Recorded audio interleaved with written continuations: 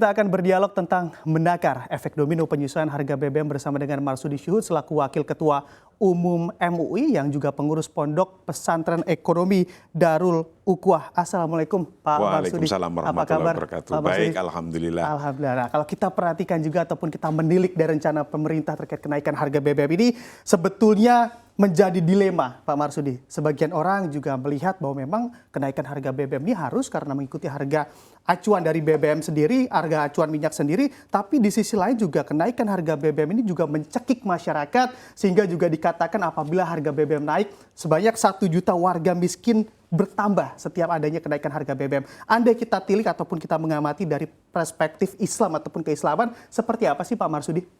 Bahwa sesungguhnya membangun sebuah negara itu adalah suatu keharusan, suatu kewajiban. Bahwa laqad sara amrud daulah wa bina'uha daruratan minad darurat.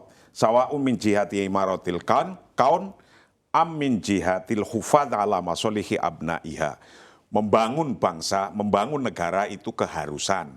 Baik itu adalah membangun infrastruktur alam di Indonesia ini, atau juga membangun kemaslahatan bangsanya. Nah, ketika membangun untuk kemaslahatan bangsanya, ini adalah pilihan-pilihan. Nah, pilihan-pilihan itu yakinkanlah ketika Anda seorang pemimpin atau presiden mau membuat sebuah kebijakan, itu pilihan yang terbaik. Kenapa kalau itu adalah pilihan-pilihan dan harus mengambil dari pilihan yang banyak itu adalah pilihan yang terbaik? Karena sesungguhnya ar-raghabat wal hajat ghairu mahdudah. Bainama al mawarid mahdudah.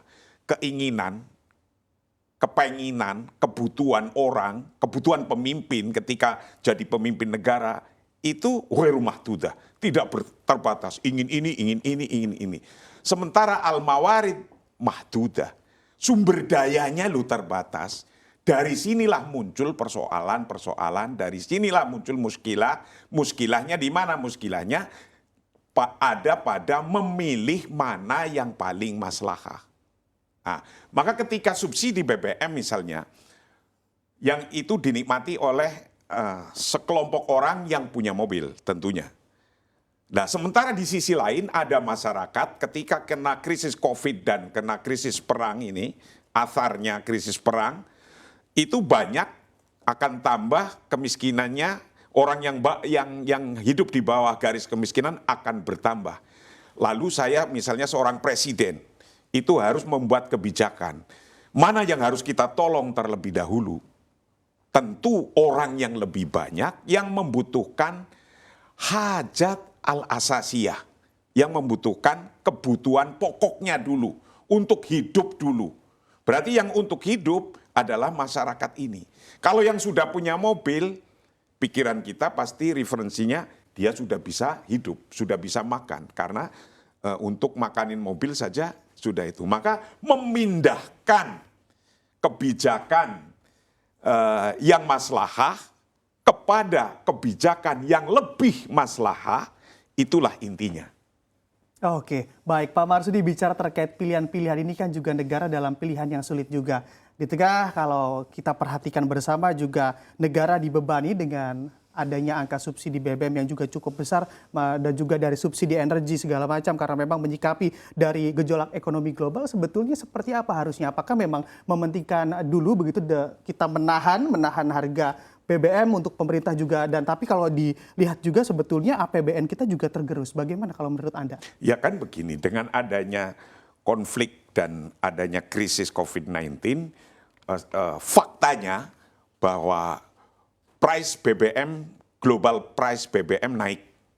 Nah, ketika naik, dipakai oleh kita, harganya pun naik. Nah, sekarang subsidi itu pantasnya di mana? Untuk yang ini atau ini. Nah, ketika kita sudah memilih mana yang lebih aslah, yang lebih maslahah, yang lebih baik untuk orang banyak, kemudian ini dipotong subsidinya BBM, nah itulah pilihan kebijakan. Karena pada intinya manatul iktisad al-islami huwal maslahah.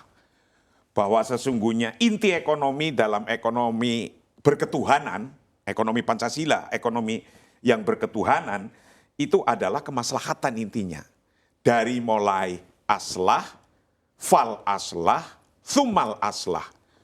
Yang baik, ini enggak yang terbaik, dan terus yang lebih baik lagi. Itu yang dipilih itu. Nah pertanyaan kalau mau sampai nanya saya, berapa persen sih sesungguhnya untuk subsidi BBM-nya dan berapa persen sih sesungguhnya untuk subsidi kepada masyarakat yang kena imbas krisis ini?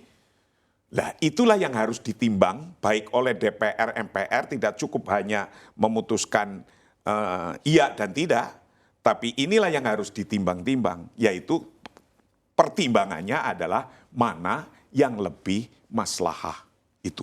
Oke, nah ini bicara juga terkait mana yang lebih maslahat. Tentunya pemerintah sudah memutuskan untuk membagikan bansos begitu senilai 24 triliun rupiah. Apakah angka ini juga menjadi ideal untuk menolong masyarakat-masyarakat khususnya yang paling terdampak dari rencana kenaikan harga BBM ini? Pertanyaannya begini, 24,17 triliun itu berapa persen dari harga subsidi minyak itu? Lah kalau itu apple to apple dipindahkan kepada yang lebih bermanfaat itu tadi, yang terpenting pemerintah itu melihat kebutuhan tadi kan sudah saya bilangin, keinginan dan kebutuhan tidak terbatas. Bahwa ar-raghabat wal hajat ghairu mahdudah. Sementara al-mawarid mahdudah, bahwa sumber dayanya, uangnya terbatas di sini. Ketika ngadepin masalah ini, lah sekarang misalnya ada 100 yang akan diambil dari subsidi BBM. Apakah 100% itu dilarikan kepada semuanya kepada untuk menolong rakyat yang di bawah garis kemiskinan itu tadi? Pasti pemerintah punya pikiran tidak hanya satu kebutuhan itu. Nah kalau ada kebutuhan yang di atas itu. Misalnya contohnya begini, ini pemilu mau diadakan apa tidak? Kalau nggak punya duit, lalu bagaimana efisiensi dari mana? Nah itulah DPR, MPR, pemerintah, rakyat dan bangsa Indonesia untuk turut urun rembuk mana yang lebih maslahah. Kalau nggak ada pemilu, kalau nggak ada duit, nggak ada pemilu, nggak ada pemerintahan. Misalnya kok akan di-switch sedikit untuk menuju situ, hitung-hitungannya adalah dari aslah, fal aslah, thumal aslah. Dari sudah baik menjadi lebih baik dan terbaik. Itulah konsep fikhu aulawiyat, yaitu fikih tentang aulawi. Aulawi itu mana yang akan diutamakan. Mana yang akan diutamakan. Itu harus ditulis itu satu yang paling utama dan terus itu. Itu aulawiyat namanya. Oke, berarti dapat diartikan juga Pak Marsudi dalam kebijakan ini ataupun dalam subsidi ini ada juga skala prioritas begitu yang harus ditentukan. Iya, skala prioritas. Itulah yang disebut aulawiyat. Skala prioritas yang paling urgen, paling prioritas. Hanya punya mawarid sumber daya segitu-gitunya. Itu lihat aulawiyahnya, prioritasnya mana. Kebutuhan yang sangat-sangat mendasar. Kalau menurut saya, kebutuhan yang sangat mendasar adalah urusan hidup. Itu namanya al-hajah al-asasiyah.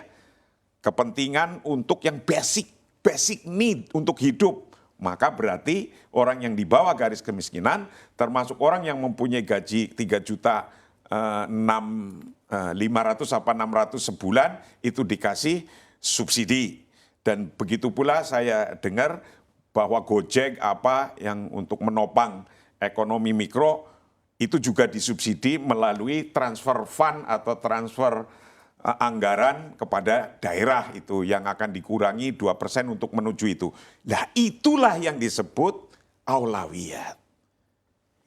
Oke Pak Marsudi, ini bicara juga terkait subsidi lalu bantuan sosial. Biasanya andai pemerintah menyalurkan subsidi, banyak yang mengkaitkan dengan subsidi yang tidak tepat sasaran. Anda melihatnya upaya pemerintah untuk memperbaiki ataupun membenahi dari subsidi yang tidak tepat sasaran ini seperti apa sih? Subsidi yang kurang pas. Konsepnya itu mungkin rasanya di kertas itu tepat sekali. Tapi ketika dijalankan kok tidak nyampe. Itu yang disebut mungkin maksudnya kurang tepat sasaran. Nah sekarang misalnya, 24 triliun sekian untuk orang yang di bawah garis kemiskinan.